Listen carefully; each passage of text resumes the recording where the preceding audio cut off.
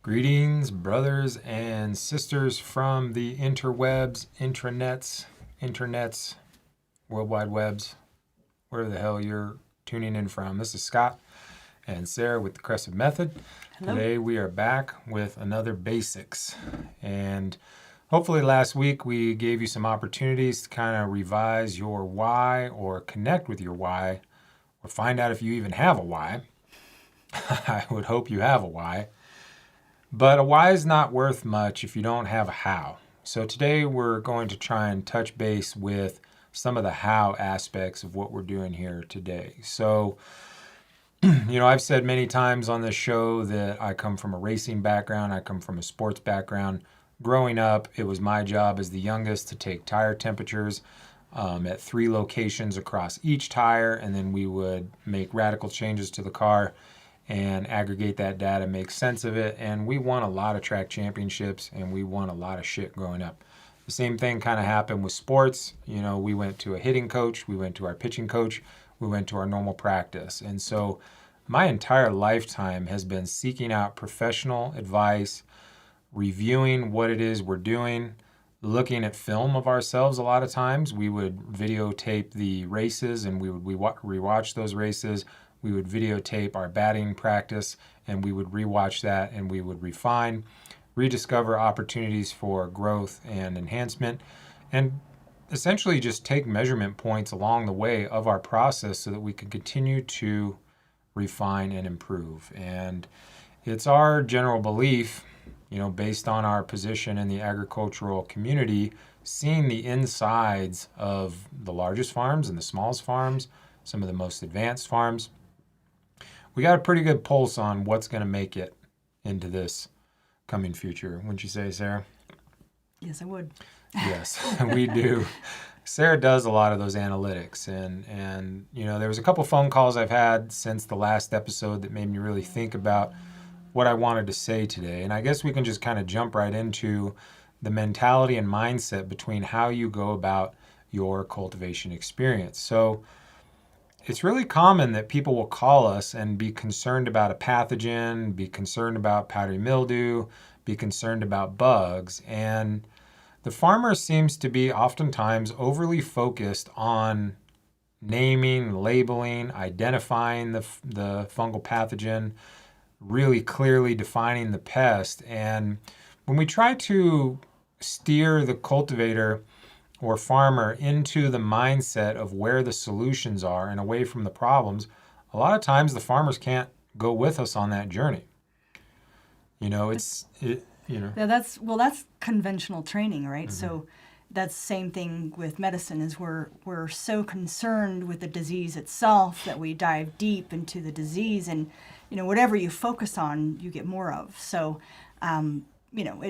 we're trained that you have to know the disease that you're dealing with in order to know what fungicide to apply and all of those kinds of things. But we're not plant pathologists. We're not actually even trained microbiologists from a university.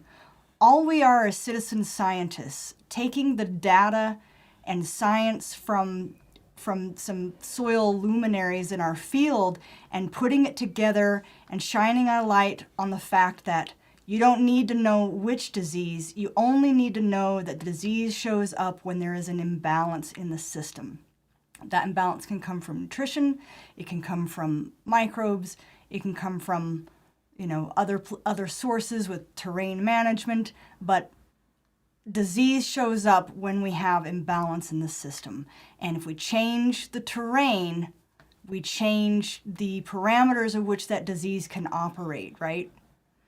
Hopefully that makes sense to people? Mm-hmm. There's very set parameters of when a disease can be opportunistic, and that's what we're looking to change. Mm-hmm. So when we approach a problem in the farming process, I could really give a shit if it's Pythium or Fusarium. All we know is that there's decreased oxygen in the root zone that is setting the conditions that are ideal for a root-borne pathogen, and that root-borne pathogen is perfectly executing its role in nature to operate under certain conditions and dispose of the plant roots that are not meant for those conditions in the soil.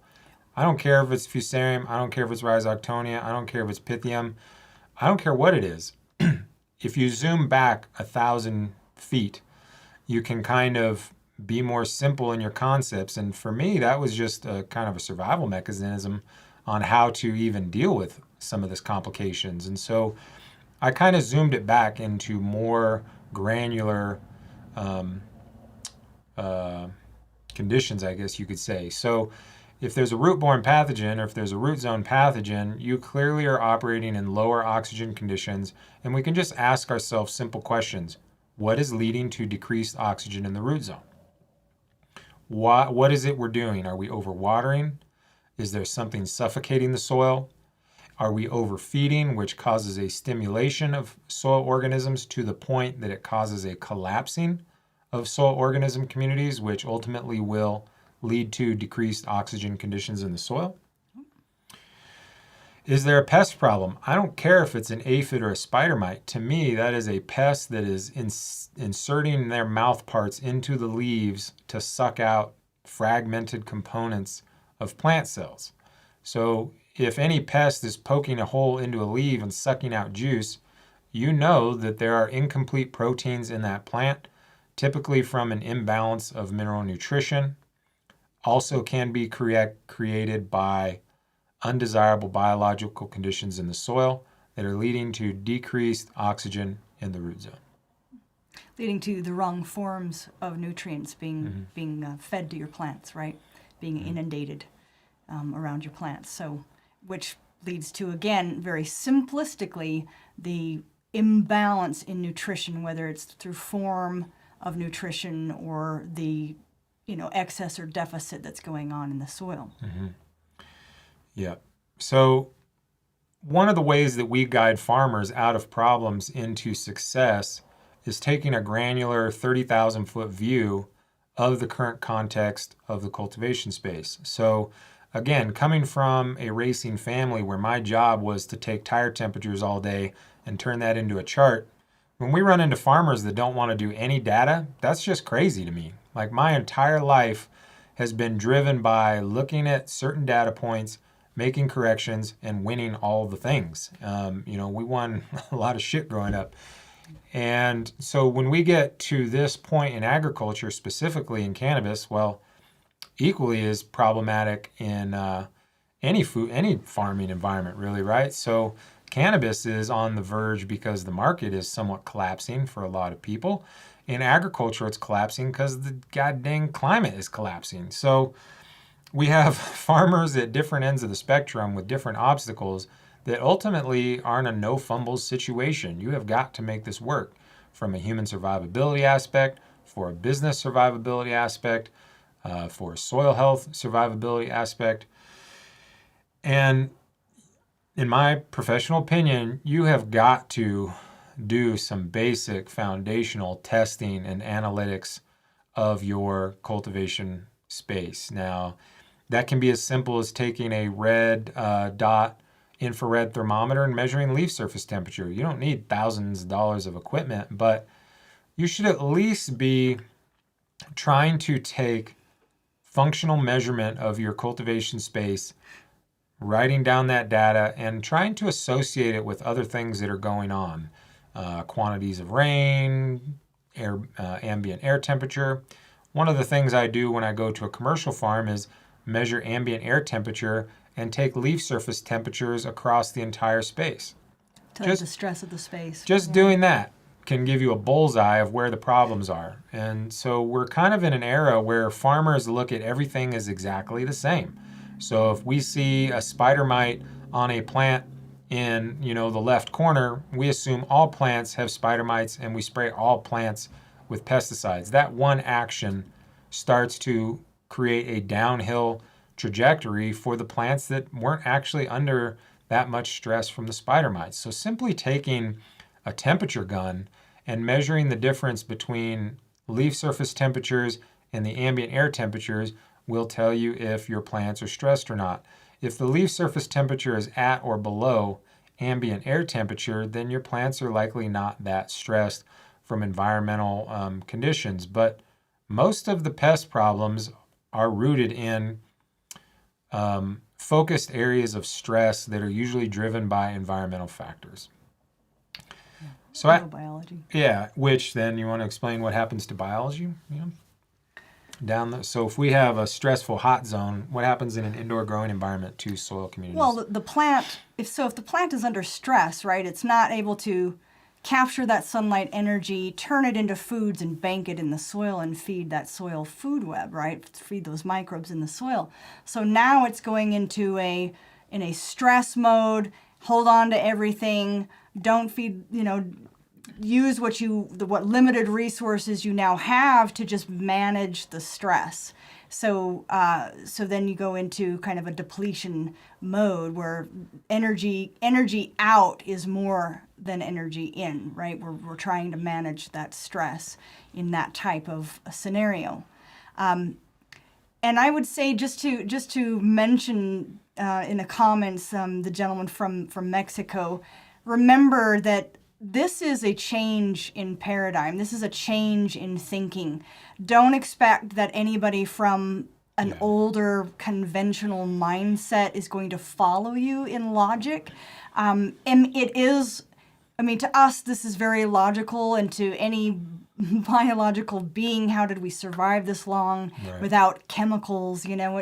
It's just, they're just not going to follow you. They don't have the experience that we have in knowing what leads to these results. They don't even understand that you can get these results. They don't understand that you can actually get the highest health of the plant without any bugs or disease. They expect bugs and disease. Yeah. That's their model, that's their MO, and for them, they need to know exactly what that pathogen is so they can they have to diagnose the pathogen so that they can then find the right chemical in order to address it. We have a very opposite approach in that we understand that nature is perfect in its intelligence. And all we have to do is figure out how to not mess that up, how to co-create and complement her systems. And that is through biology. But you have to understand, in the context of where we've been in the last 2 years, we're almost afraid of biology now. We're afraid of these microbes. Even though we talk about them, we don't understand how life literally relies on these microbes, relies on it, and we get stuck in the pathogen and can't see that literally they're 5% of the entire biomass of all of the microbes, literally 5%, and all you have to do is change the terrain to select against them, right? It can be done through foliar feeding. It could be done through inoculations, but it has to also be done with terrain management.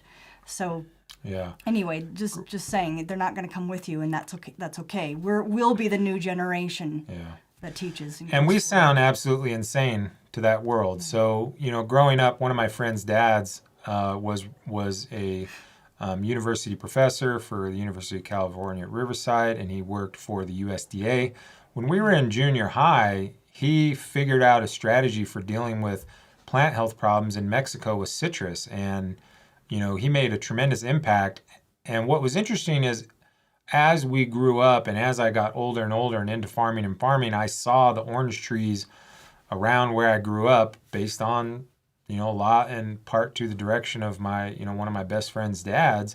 They just kept upping and upping and upping the strength of the chemical toxic approach. So in citrus in Southern California, they're now resorting to spraying sulfuric acid on the plant. And once that came into popularity, just going on a bike ride around town, you could see that there was significant issues with plant health. And when I first went on this journey for the Dr. Lane, I had a conversation with him over dinner one time, and he just looked at me like I was throwing my life away, following Dr. Lane on this biological journey. And it is kind of crazy thinking that some cannabis growers are going to change agriculture, but agriculture is not going to change agriculture. And I can tell you very clearly, the current chemical strategy will lead to catastrophic widespread loss. We are going down a rabbit hole that cannot be recovered through more and more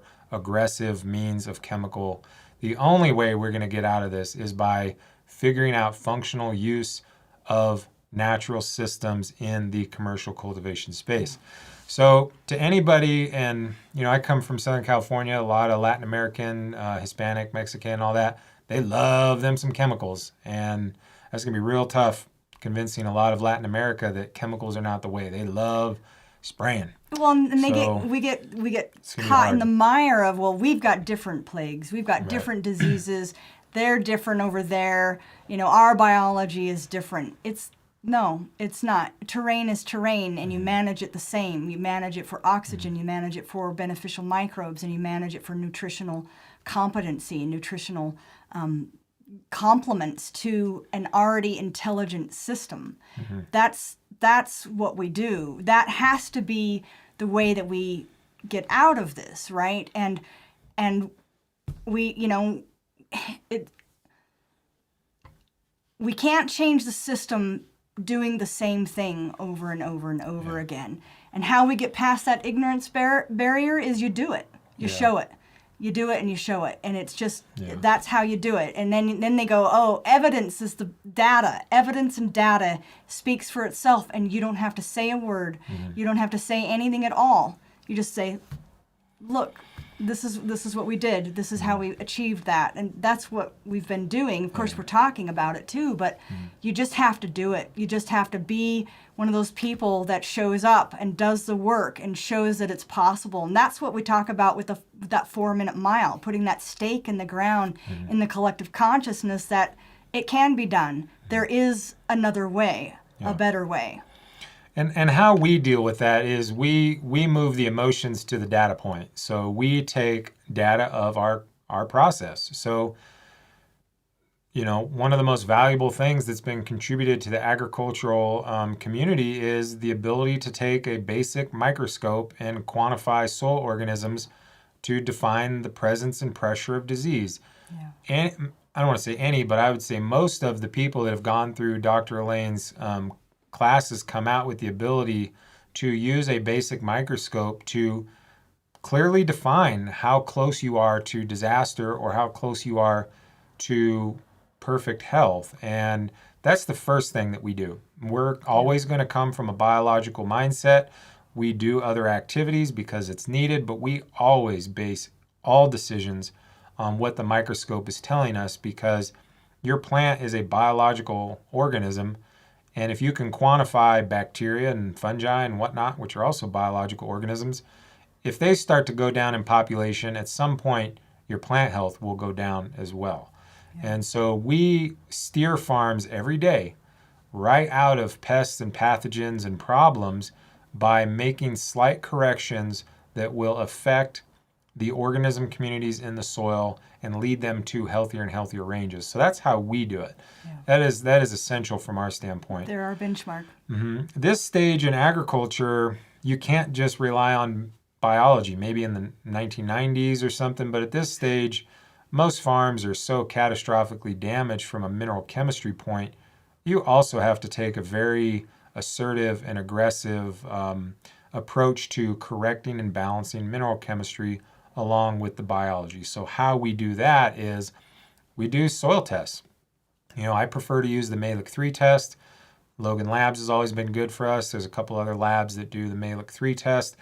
Logan Labs does take international samples, and you can absolutely send them from around the world. We do every week. In order to navigate from where we are to where you need to go, we need to first define where we're at.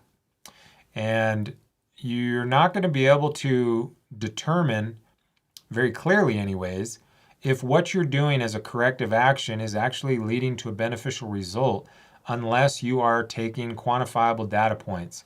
Now, if you are worried about a pathogen, you can very clearly define how close you are to vulnerability from pathogens by doing the microscope method from Dr. Elaine. That's super simple from our standpoint. You can clearly see fusarium spores. You can clearly see disease-causing fungi. It's pretty obvious from our viewpoint looking down the microscope. Now, that's not going to change the mindset of the gentleman that was mentioned earlier. And that's if you've been following along at all, I don't care about those mindsets. I'm not trying to beg people to go into a direction of success. Most of the people that are resistant to change are going to be the first ones that are left behind. Yeah, you judo that. Yeah, you Just let can't. them fall. Yeah, and I don't try What are to. you going to do? You And, have to and just do the work. yeah, and I will say the first step on this journey is to try and evangelize, and that's the least effective effort. I think most people that get on this journey try to, share the word with people, and it's just plain and simple not received well. You mostly think you're nuts, and I haven't found much benefit out of trying to convince chemical farmers that biology is the way. We've taken a stance of let the giant fall. You're not going to prop it up. You're not going to change its direction. It is already on a course correction to implode. And I'm not saying we don't help people that have an open mind, but we don't spend any time on people that think we're nuts. There's no, there's no time on that. none time. Yeah, none time. So we focus on, the few hundred people that tune into this show once a week, and our clients and the people in the masterclass, and we put all of our effort into those that can see that there's an opportunity for change, and for those that can believe that there's an opportunity to change. The rest I'm not super concerned with. That's all going to sort itself out on its own. Yep.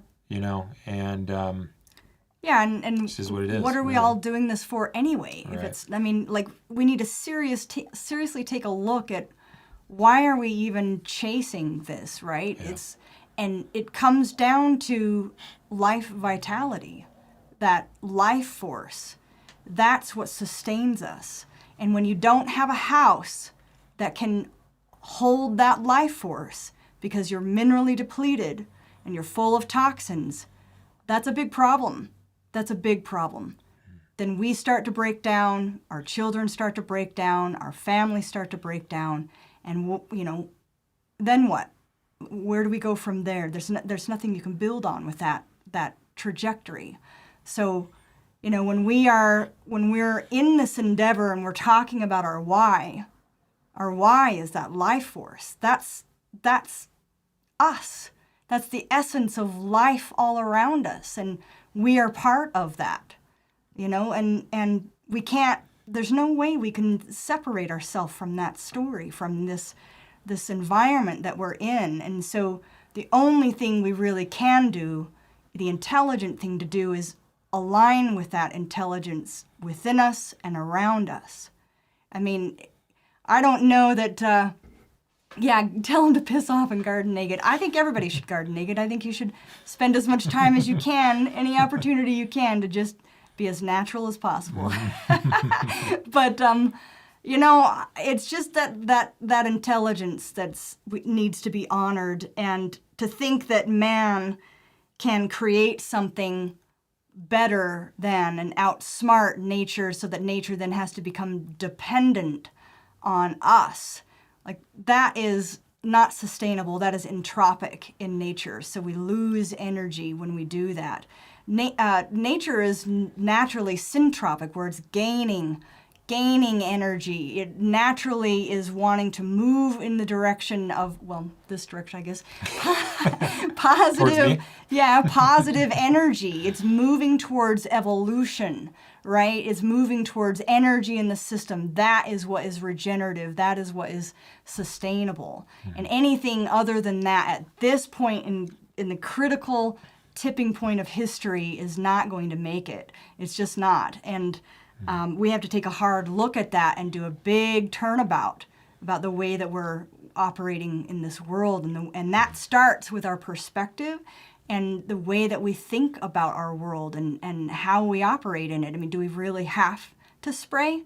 What if we didn't spray and we added minerals? What would happen then? We should have posted my roses. We have some roses out in front of our yard, and we just barely moved to this suburbia lot that's full of, we're renting, and it's full of roses, and these roses were full of mold, absolutely just Loaded. loaded with powdery mildew and aphids all over it. I didn't spray, well, I sprayed some compost tea and I sprayed some silica, and that kind of moved the needle, but it wasn't until I put the minerals down where literally you can see a line in the sand of like New destruction and like new healthy growth all above it. And I got like 3 feet.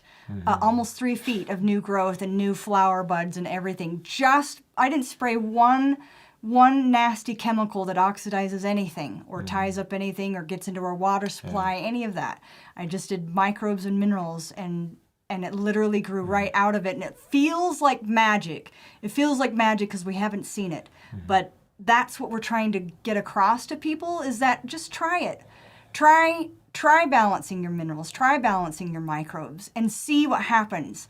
Don't, try not to spray. I mean, you have to spray if you absolutely have to, but in the case of these roses, I didn't have to spray. I could let them, you know what I mean? They aren't really my roses, and they're mine because they're in my yard, but why not just see what happens? See if we can move the needle on that. Turns out, grew right out of it. Yeah. That was only half the mineral application. Yeah, that was half the mineral application, so... Yeah, so in the mix of catastrophic scenario, powdery mildew, outbreak of pests, how we manage that is first by measuring soil chemistry. Where are we at from a mineral balance and mineral quantity standpoint, and how can we correct that to move it towards the balance and quantity that this particular plant needs to be healthy and successful? That's first and foremost. Also, first and foremost is taking a biological assessment. Most of the powdery mildew issues are clearly biologically driven because most farmers, despite how popular it is or how much we like certain people, most farmers are completely off base on how they think biology works in the soil for plants and how we get to a common goal. And I hate to say that, but most people are way off base. Yeah. And we measure that every day in our work, and we've been working towards trying to facilitate better strategies for managing soil biology. So at minimum, first and foremost, you should do a soil chemistry test and a soil biological assessment. On top of that, or in addition to that, water is your largest input. There's a lot of water quality parameters that lead directly to pest and disease pressures. Most directly would be like bicarbonates or sodium or chloride. There's a lot of waters that people are farming with that have over 100 parts per million of chloride, and generally accepted parameters for foliar application of water is 70 parts per million of chloride or less. I would prefer to see less than 50 or even less than 30 personally.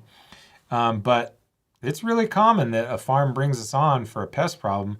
We do a water analysis. They got 150 parts per million of chloride.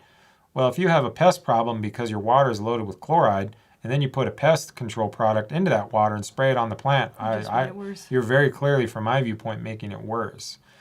Well, maybe we should talk about what pesticides do, right? So so most pesticides work in a chelating fashion. So they will. What does chelate mean?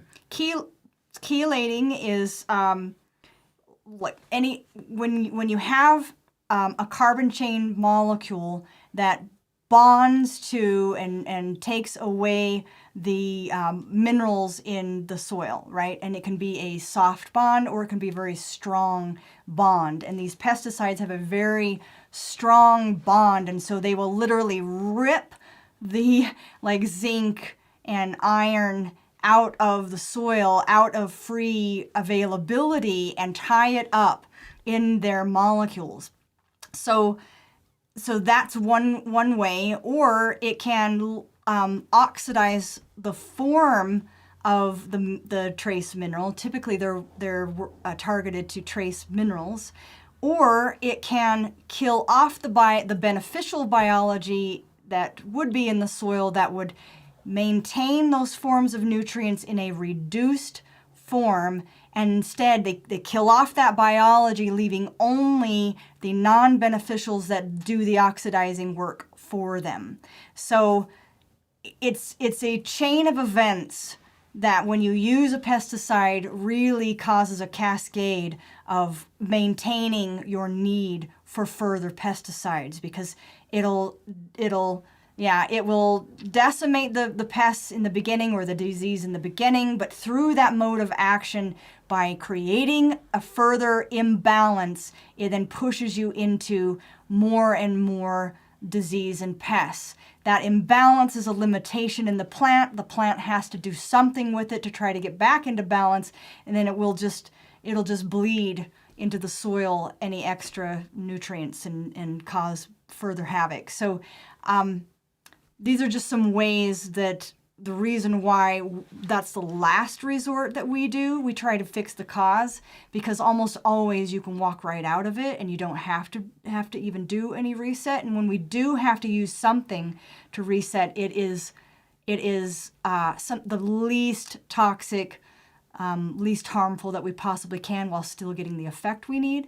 So, learning these kinds of strategies that won't further throw you into a hole that you then have to climb out of is to our advantage, right? Mm-hmm. Yeah, I've said on other episodes, I came into cannabis in 2009. By 2011, people were aggressively spraying toxic chemicals more than normal.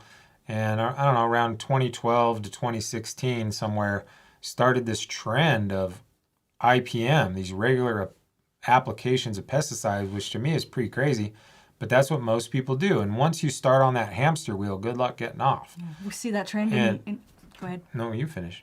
I was just going to say, we see that trend in conventional medicine. Yeah. I mean, we're using antibiotics like never before. Now we have all these resistant strains, and that can't be the one thing that we reach for, right? Yeah. We are not deficient in antibiotics, and we're not deficient in pesticides. No. So not one single test we've done of the agricultural process said we were deficient in pesticides.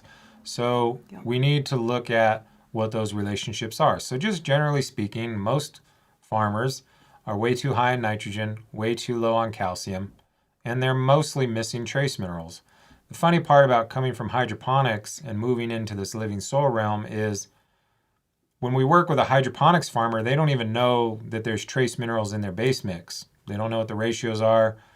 They don't need to know, really. They're just in there. And they're in there because when you use chemical nutrients into rock wool, the people that make those products know that there's no trace minerals in the rock wool.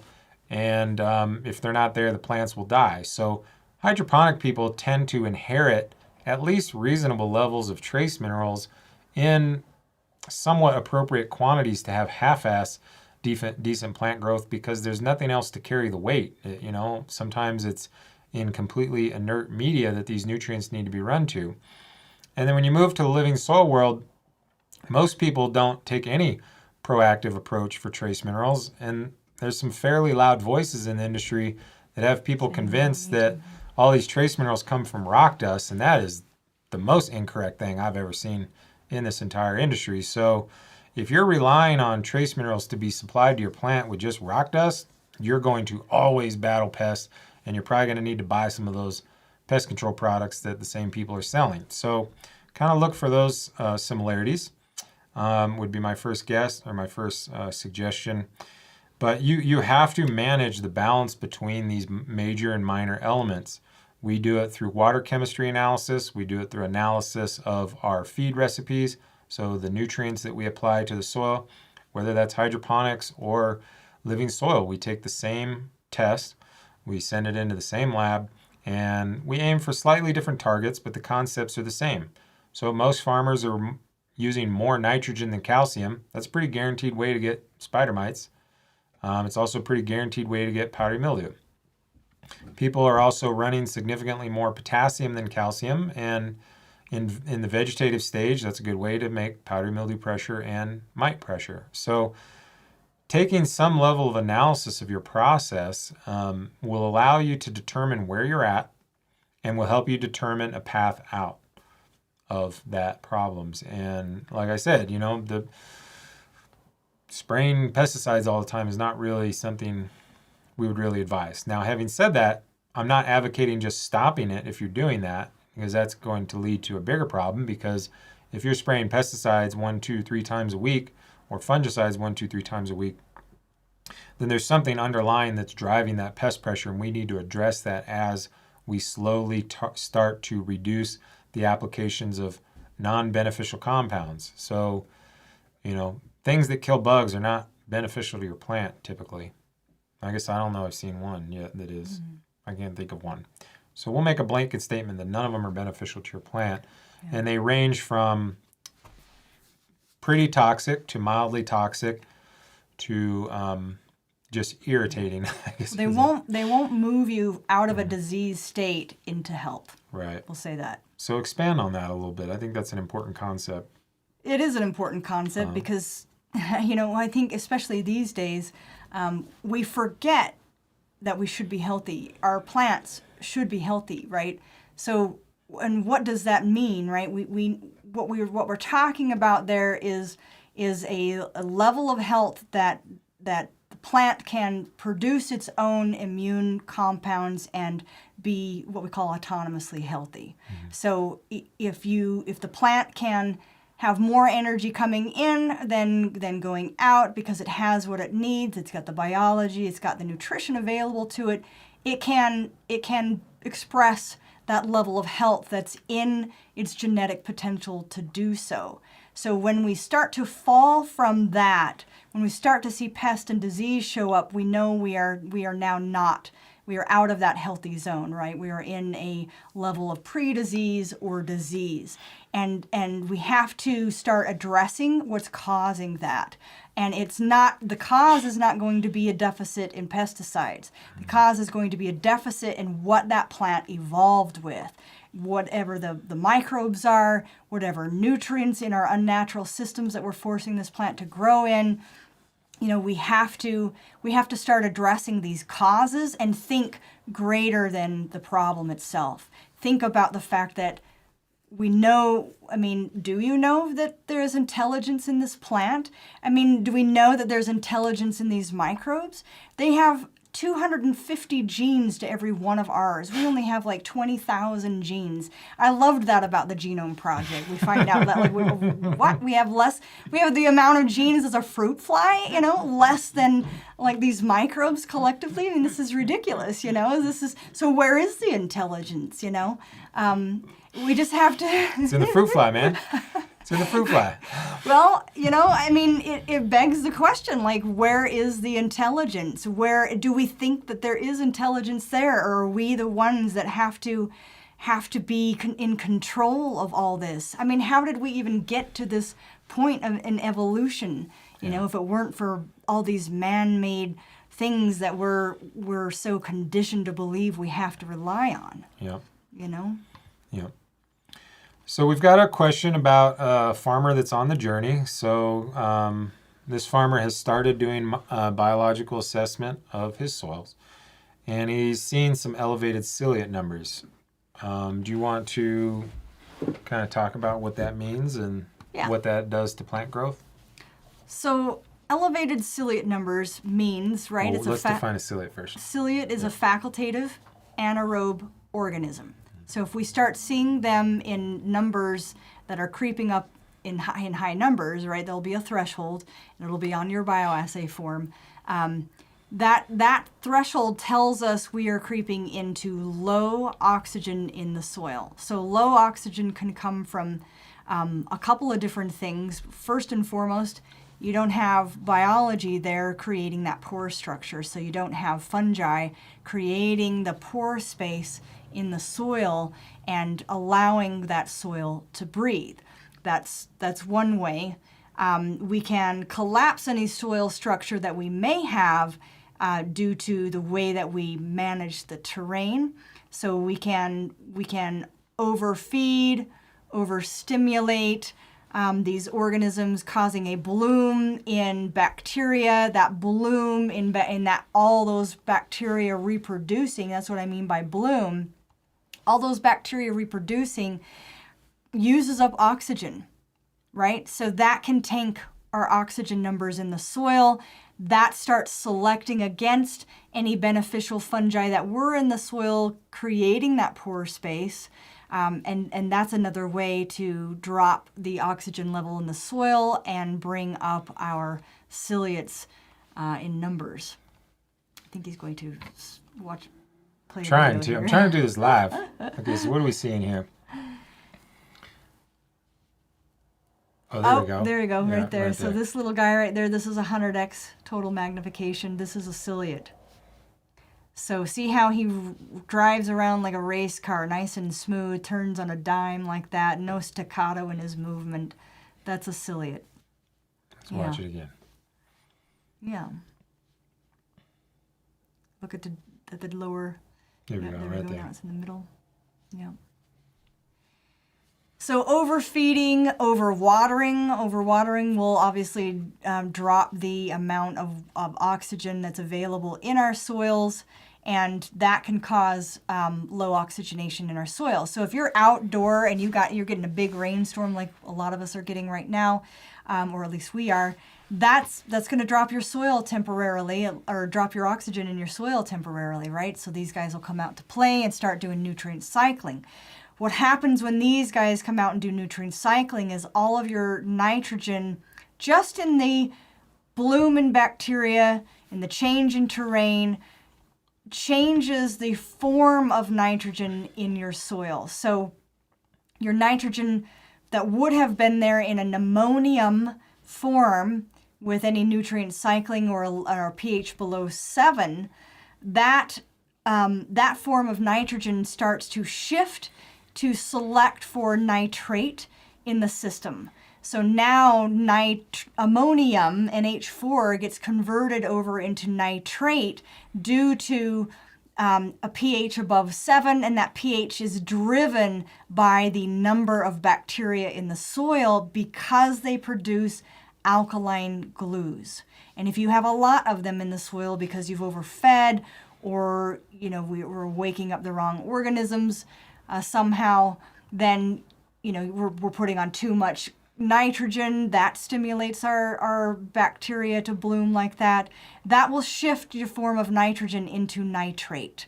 And so if you're in flower and now you've shifted your form of nitrogen in the soil, it's bacteria, it's biology that does that transformation, that shift of nitrogen to the different forms, right? The ammonium into nitrate.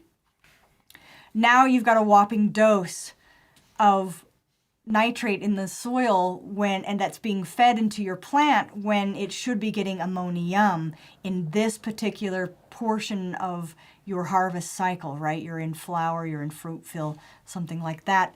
That's the wrong time to get a whopping dose of nitrate. Nice. So to get rid of them, you have to get to the cause of it. So was it an overwatering event? What are we feeding them? How are we dealing with that terrain management? Do we have enough pore space in our soil that we can hold the oxygen in the soil? We have to get those fungal numbers up. That would be my biggest causal agent there, is just, start focusing on how to get those fungal numbers up by what we feed the soil, making sure that we've got good organic matter in the soil that supports them, making sure that we're making inputs like biologically complete compost, or using biologically complete compost that breeds these soil organisms, and feeding them by making sure that we're foliar feeding in a balanced way, so that we're stimulating the right biology every time we feed instead of stimulating the wrong biology. Yeah. So the hamster wheel that the farmer typically goes on is, if you're spraying pesticides or fungicide, there's downstream effects on the soil, which decreases oxygen, which makes it the ideal condition for the ciliates. The form of nitrogen changes, which creates pest and mold pressure. So, that's quite the hamster wheel to go on. So at a certain point, you have to increase the biology. So the way that you change the terrain, as Sarah describes it, or the landscape, or the current context, would be to put more beneficial biology, but more importantly, farm in a way that is conducive to the establishment of that biology. You can inoculate with the most primo compost every single day, but if you're overwatering, you're still going to get ciliates. If you're overfeeding, you'll still get If you're overfeeding, you're still going to get ciliates. So working through the process of doing a biological assessment, making a small measurable change, maintaining that change for a period of time, and then doing a follow-up test. Are we going the direction that we want to do? So that's a good question. What to do with leftover nutrients? That's a really good question. That is a good question. That is a really good question. Some of them, no, I mean most of them can't be used, but somebody always wants them. I'd probably try Craigslist or something. I don't know. Yeah, I mean, if you were trying to figure out what biology can do with it, you could try playing around with compost. But the thing with that is you need to be good at composting. You need to know how, like, when is too much. You know what I mean? Like you can nuke your biology by the forms of or nutrients that you put in it. Yeah. But those are the organisms that convert everything that we need to. We're going to have to start using them very strategically to start digesting the things that we no longer want in this world, right? We need to be able to convert these things into good biology and see what biology does that. But that's more like a higher level kind of composting to know in the end. You at least would need to be able to use a microscope, identify the organisms, and see whether or not they are transitioning these nutrients into something beneficial, and that you're getting the right biology in the end result. If you're not breeding the right biology, then you'll have the non-beneficials converting that into further detrimental forms of nutrients, and that's the wrong direction. So it'll be some sort of dance between how much you end up feeding that compost, if that's a route that you would choose to do that. How much you would feed it would be, it would be. I think that's a really complex. It's very complex. I think that's a really complex answer to a beginner. So you were maybe saying that some of those nutrients could be composted, but I think that's really advanced. It is advanced, and that's what I was trying to say, is that would be very advanced. I'm just trying to say that there are ways that we can use biology to start cleaning up our messes. Right. And I was just thinking 30,000-foot view on what to do with all this hydro. If the world actually started transitioning That's a good point. to living soil, what would we do with all this stuff? Well, we would figure out a way to digest it in a way that lends itself to the type of nutrients that are beneficial to our plants and beneficial to the biology. So, that's like PhD level kind of stuff. So generally speaking, the pH up and down products are some of the most antimicrobial products you can use. So those are really pretty antagonistic to living soil transitions. Some of the nutrients are quasi-acceptable. So like PBP is moderately antimicrobial, and we've got some friends that use compost extract with Pure Bloom Pro. The guys at Heavy 16 were pretty keen to some of the biological, and their stuff is fairly conducive to moderate use with biology. So some of them are not horrible, but it's a one up, one down type thing. So you provide some soluble nutrition, but you killed all the biology, so you're not going to get the benefit of the biology. We still have people do that. It's not my preferred strategy, but I have some personal friends that do that, and they'll use our compost with some Botanicare. Yeah, I mean, it kind of works for them, I guess. So yeah, this is the real answer. Hold on to it, because prices are going through the roof, and so you might be able to trade it for some Bitcoin or something.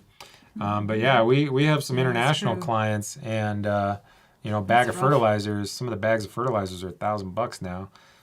So interestingly enough, this kooky organic shit is actually less expensive than that salt-based stuff. Far less, and far more effective. When you know what you're doing, Yeah, and the value continues to add over time. So I think we made some pretty good dents today. I'll make a quick look through some of the comments to see if there's any other questions. Did you think of anything that we need to expand on, or do you want to recap the how concept of why we're here and where we're going? Well, in the end, it's all about that energy, that life vitality. That's why we're doing any of this. That's why we're even existing on this planet is life force. And so That's just, when it comes down to it, we're doing this for healing. We're doing this for life itself. And let's not forget that, So teaming with life, teaming with the intelligence that brought us here is paramount to making it in the future. Yeah. So here's a question about ant damage. Ants are very difficult. They're wily little bastards. I don't know from a nutritional standpoint what you would have to correct to overcome ants, because we don't run across them a lot. That is a tough one. I would think that if you're providing adequate nutrition, that the radishes would do better. I think the first thing that I would look at is, what are the basic ratios of calcium, magnesium, and potassium in the soil? Because if that ratio's off, you're going to lead to a more compacted soil. And if that soil is tight, restricted, and compacted from an improper calcium to magnesium ratio, for example, then there might be a surface disease issue that the ants are then going in and feeding on. So they might be softened up because the soil balance is incorrect for healthy radishes. So I would always start with, what does the soil chemistry look like? If they're a traditional farmer, most of the practices are disruptive to soil chemistry, so that's a really good place to start. And remember, if it's an insect and it's chewing on your plant, then, it has a radically different digestive system than you do with different enzymes. So something is palatable to it rather than being palatable to you. Yeah. So here's a question about tea that has two components. I'm going to start with the mechanical concept of it. So when you talk about distributing anything, whether it's biology or foliar nutrition to the acre, you're beholden to the equipment. So typical, if it's a foliar applied piece of equipment, pretty much the smallest you can put through equipment at scale is about 12 gallons per acre. Most equipment is more like 20 gallons per acre. Really high flow would be like 50 gallons per acre.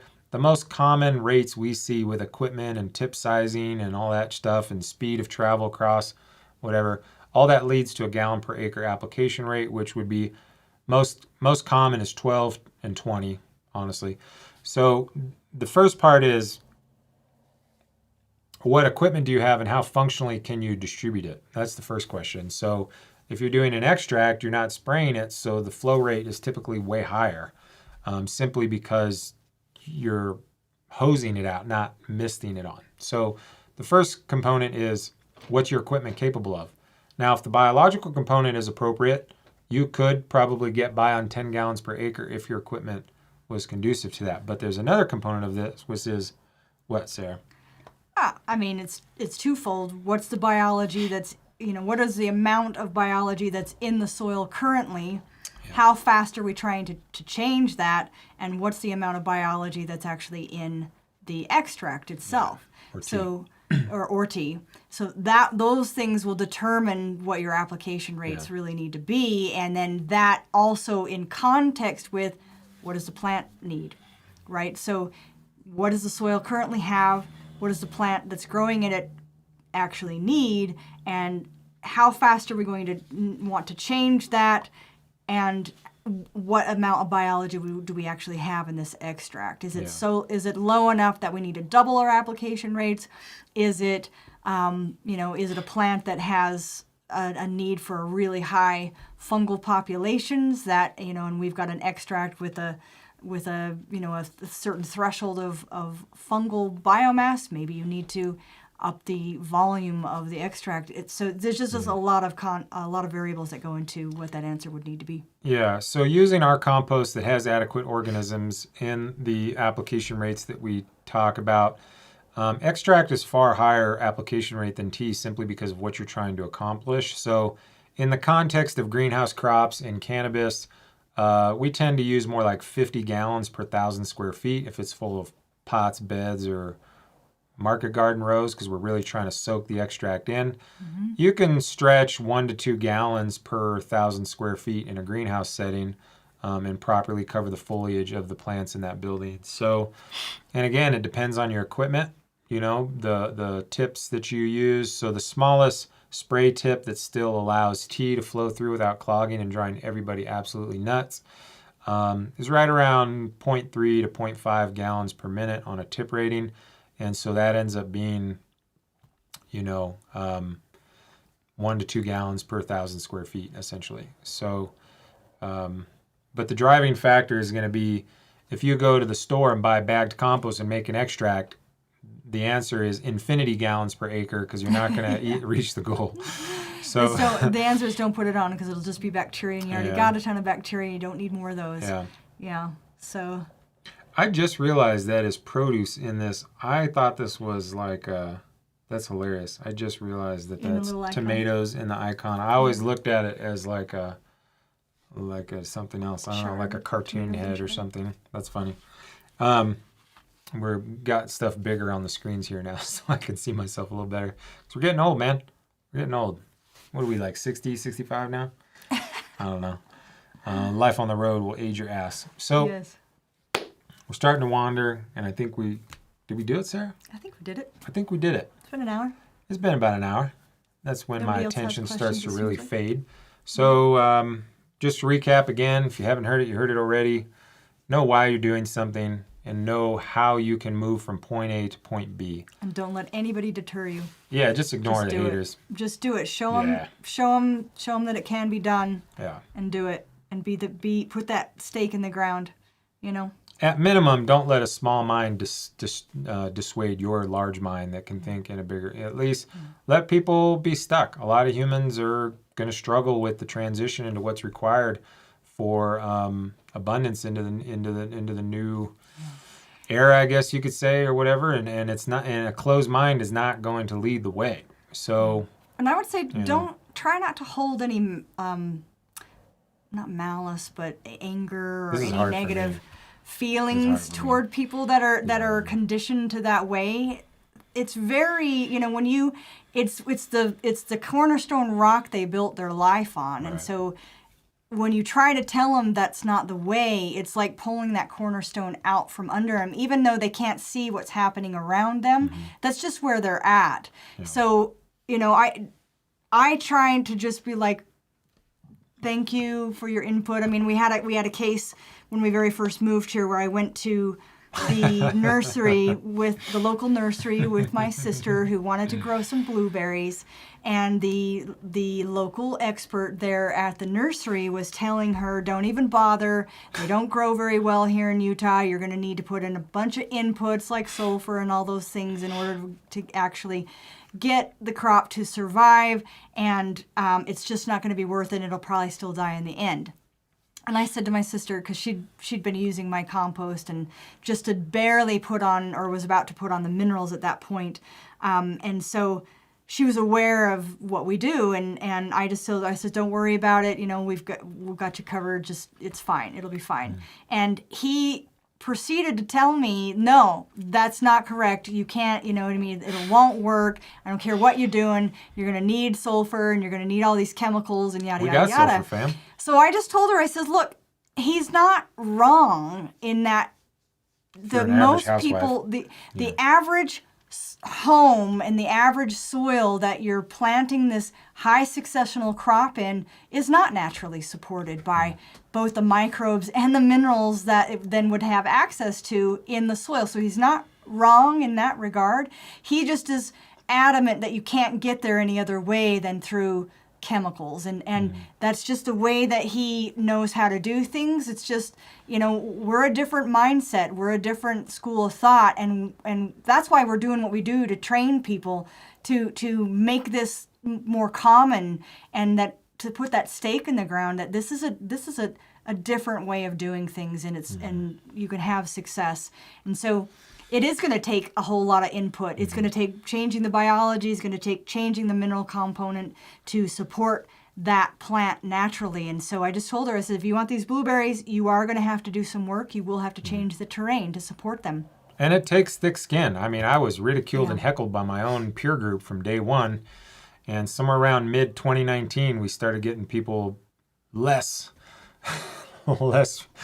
resistant to what we were offering. So you got to have thick skin and just, find a path you feel comfortable with, get some quantification strategies, and put that in. So I don't know why some of these come giant and some, if anybody knows why some of these comments come giant and some come small, I don't know, man. But anyways, maybe it's the length of it. Maybe that's what it is. Anyways, so this is a two-part question.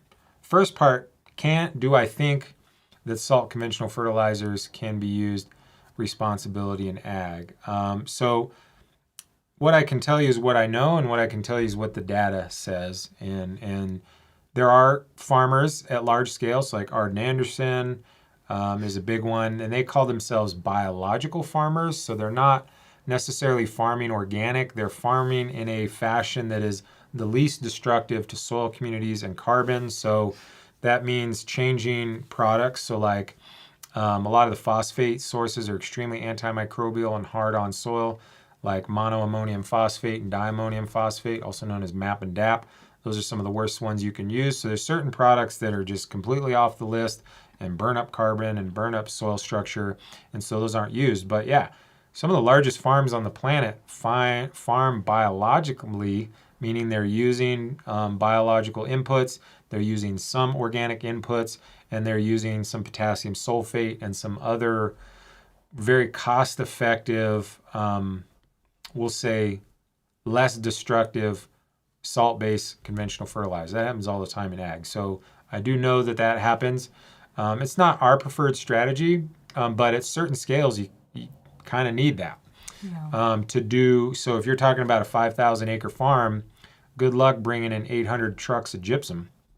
You're going to need a little bit of calcium nitrate. So, and you're going to need some plants. And you're going to need, So, and then is it possible to build biology and soil carbon? It definitely makes it harder, but people do. I don't have personal experience with that because that's not our strategy, but you're starting to see like Gabe Brown and all of Arden Anderson's work is under this context. So, you can at least be less destructive, I would say.